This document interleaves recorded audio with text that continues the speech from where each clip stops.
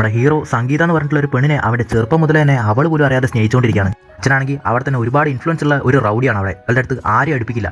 ഇവളുടെ അമ്മയാണെങ്കിൽ പാരലൈസ് ആയി കിടപ്പാണ്. ഇവളാണ് അമ്മയെ നോക്കുന്നത്. ഏറ്റവും വലിയ തൊല്ലയായിട്ടുള്ളത് ഇവളുടെ മുറച്ചെറുക്കനാണ്. മുറച്ചെറുക്കൻ ആയതുകൊണ്ട് തന്നെ അച്ഛനും വലിയ കാര്യമാക്കാതെ വിടുകയാണ്. അങ്ങനെ ഒരു ദിവസം ഈ മുറച്ചെറുക്കൻ അവളെ ബസ്സിൽ പൊയ്ക്കൊണ്ടിരിക്കുമ്പോൾ കൈ പിടിച്ച് അവളെ ഇറക്കി ബൈക്കിൽ വരാൻ വേണ്ടി പറയാണ്. ആ ടൈമിലിരിക്കും നമ്മുടെ ഹീറോ ആ ഏരിയയിലെ പിള്ളേരുമായിട്ട് അവിടെ വഴക്കുണ്ടാക്കിക്കൊണ്ടിരിക്കുന്നത്. അങ്ങനെ ആ ഗ്യാപ്പ് യൂസ് ചെയ്തിട്ട് അത് നിറങ്ങി അവളുടെ മുറച്ചെറുക്കൻ അടിക്കുകയാണ്. അതാണ് നമ്മുടെ ഹീറോയിനെ ഫസ്റ്റ് ടൈം കാണുന്നത്, ഒരു ഇൻട്രസ്റ്റ് വരുന്നത്. എപ്പോഴത്തേം പോലെ തന്നെ അവളുടെ കോളേജ് ബസ് ഇവൻ ഫോളോ ചെയ്ത് പൊയ്ക്കൊണ്ടിരിക്കുകയാണ്. അപ്പോഴാണ് ആ കോളേജ് ബസ് ബ്രേക്ക് ഡൗൺ ആയി വഴി നിൽക്കുന്നത്. അങ്ങനെ ആ ഡ്രൈവറും കോളേജിന് ലേറ്റ് ആയി കൊച്ചമ്മേ നിന്നൊരു ദിവസത്തേക്ക് കോളേജിൽ കൊണ്ടാക്കുമെന്ന് അവനോട് ചോദിക്കുകയാണ്. അപ്പോൾ തന്നെ ഇവളും അതെങ്ങനെയാവും, ഇതിന് മുമ്പ് അറിയാത്ത ഒരാളുടെ കൂടെ ഞാൻ ബൈക്കിന് പോകുന്നതെന്നൊക്കെ പറഞ്ഞ് അവൾ ഒച്ച ഉണ്ടാക്കിക്കൊണ്ട് വന്നപ്പോൾ തന്നെ ഇവനെ കാണാണ്. അങ്ങനെ ഇവനെ കണ്ടത് ഒന്നും പറയാതെ തന്നെ ഇവനാണെന്ന് പറഞ്ഞിട്ട് അവൻ്റെ കൂടെ പോവാണ്.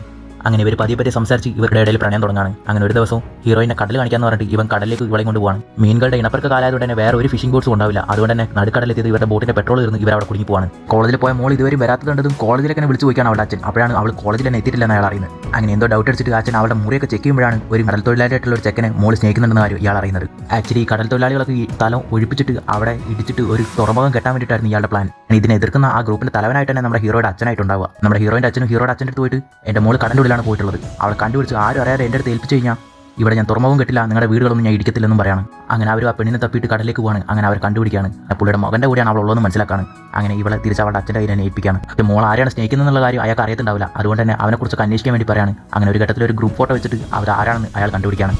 നാട്ടിലൊരു ഉത്സവം നടക്കുന്ന ആ ടൈമിൽ നമ്മുടെ ഹീറോയിനെ അടിച്ചിട്ടിട്ട് എൻ്റെ അച്ഛനെയും കൊന്നളയാണ്. അങ്ങനെ ഹീറോ ഇങ്ങനെ രക്ഷപ്പെടാണ്. ഇത് അറിഞ്ഞിട്ട് അവനെ കാണാൻ വേണ്ടിയിട്ട് അവൾ രാത്രി തന്നെ പോവാണ്. ആ ടൈമിൽ ഇവളുടെ അച്ഛൻ്റെ ആൾക്കാരൊക്കെ ഇവിടെ പിടിക്കാൻ വന്നൊരു അവർ ഉടനെ തന്നെ അവിടെ ഓടി രക്ഷപ്പെട്ടിട്ട് ഒരു ഗുഡ്സ് വണ്ടി കയറാണ്. അങ്ങനെ നേരെ അത് പോയത് നോർത്ത് ഇന്ത്യയിലേക്കായിരുന്നു. കയ്യിൽ 10 പൈസ ഇല്ലാത്തതുകൊണ്ട് തന്നെ അവിടെ ഒരു അനാഥാശ്രമത്തിൽ അവർ തങ്ങാണ്. നമ്മുടെ ഹീറോയുടെ അച്ഛൻ മരിച്ചതുകൊണ്ട് തന്നെ അവൻ ഒരുപാട് വിഷമത്തിലാണുള്ളത്. ആ ദേഷ്യമൊക്കെ ഇവരുടെ അടുത്ത് അവൻ തീർക്കാണ്. അവരുടെ അടുത്താണ് 10 പൈസയില്ല. അങ്ങനെ അവൻ പോകുന്നിടത്തൊക്കെ ജോലി ചെയ്ത് കാശ് ചേർക്കാണ്. അങ്ങനെ ഈ പെണ്ണിന് ഈ സ്ഥലം ഒന്ന് സേഫ് അല്ലെന്ന് പറഞ്ഞിട്ട് അവളെ ഒരു ഹോസ്റ്റലിൽ ചേർക്കാണ്. അവൻ ഓരോ ദിവസം കഷ്ടപ്പെട്ട് പണിയെടുത്തിട്ടാണ് അവൻ ഇപ്പോൾ ഹോസ്റ്റൽ ഫീസ് കെട്ടിക്കൊണ്ടിരിക്കുന്നത്. അങ്ങനെ പല മാസങ്ങൾ കടന്നുവാണ്. ഇത് കണ്ടത് ആ പെണ്ണ് എന്തിനാണ് എന്നെ ഹോസ്റ്റലിൽ തന്നെ വെച്ചുകൊണ്ടിരിക്കുന്നത്, എന്നെ നിന്റെ കൂടെ കൂട്ടിയേക്കെന്നൊക്കെ പറയാണ്. അവന് ഒരു വീട് എടുത്തിട്ട് ഒരുമിച്ച് തങ്ങാൻ വേണ്ടി തുടങ്ങാണ്. പക്ഷേ അവൾ ഇൻട്രസ്റ്റ് കാണിക്കുമ്പോഴൊക്കെ അവൻ തന്നെ അവളുടെ അടുത്ത് ഒഴിഞ്ഞു മാറിക്കൊണ്ടിരിക്കുകയാണ്. അങ്ങനെ ഒരു ഘട്ടത്തിൽ അവർ രണ്ടുപേരും കല്യാണം കഴിക്കാൻ വേണ്ടി തീരുമാനിക്കുകയാണ്. അങ്ങനെ നമ്മുടെ ഹീറോ അടുത്തവിടെ പോയപ്പോൾ തന്നെ ആ ഗ്യാപ്പ് യൂസ് ചെയ്തിട്ട് ഹീറോയിനെ അവളുടെ അച്ഛൻ്റെ ആൾക്കാർ വന്ന് തൂക്കുകയാണ്. അങ്ങനെ അവളുടെ അച്ഛനും ദേഷ്യപ്പെടാതെ അവൾക്ക് ഭക്ഷണം കൊടുത്തുകൊണ്ടിരിക്കുകയാണ്. അപ്പോൾ തന്നെ അവളുടെ മുറച്ചെറുക്കൻ ഇവളെ കെട്ടിച്ചു കൊടുക്കുന്ന കാര്യമൊക്കെ പറയാണ്. അപ്പോൾ തന്നെ ഇവളും ഇത്രയും നാൾ ഞാൻ വേറൊരു ചെറുക്കൻ്റെ കൂടെയായിരുന്നു, നിങ്ങൾക്ക് എങ്ങനെ വേറെ ഒരാൾക്ക് എന്നെ കെട്ടിക്കാൻ തോന്നുന്നു എന്നൊക്കെ ചോദിക്കുകയാണ്. അപ്പോൾ തന്നെ ഇവളുടെ അച്ഛനും നിങ്ങൾ ഓടിപ്പോയ നാൾ തൊട്ട് തന്നെ ഒരു ഹസ്ബൻഡ് ആൻഡ് വൈഫിനെ പോലെ നിങ്ങൾ ജീവിച്ചുണ്ടെങ്കിൽ എന്ന് പറ, ഞാൻ നിന്നെ വിട്ടേക്കാന്ന് പറയാണ്. ഇവർ ഒന്നായിട്ടില്ലാത്തത് അച്ഛനെങ്ങനെ അറിയാമെന്ന് ഇവൾ ആലോചിക്കുമ്പോഴാണ് ഒരു കാര്യം തന്നെ അയാൾ പറയുന്നത്, നിന്നെ അവിടുന്ന് കൂട്ടിക്കൊണ്ടുപോകാൻ വേണ്ടി ഫോണായിട്ട് പറഞ്ഞാൽ നിന്റെ ചെക്കനാണെന്ന് പറയാണ്. അപ്പോഴാണ് ഒരു കാര്യം തന്നെ നമ്മൾ അറിയുന്നത്, ഇതിന് മുമ്പ് ആ ഉത്സവത്തിൽ ഇവൻ അടിച്ചിട്ട ടൈമിൽ അച്ഛൻ അവൻ്റെ ഈ സാധനം തന്നെ അങ്ങ് അറുത്തെടുത്തിട്ടുണ്ടാവും. ആണ് ഇവർ ഒരുമിച്ചിട്ടുണ്ടായിട്ടുണ്ടാവില്ലെന്ന് ഇവൻ അറിയാവുന്നത്.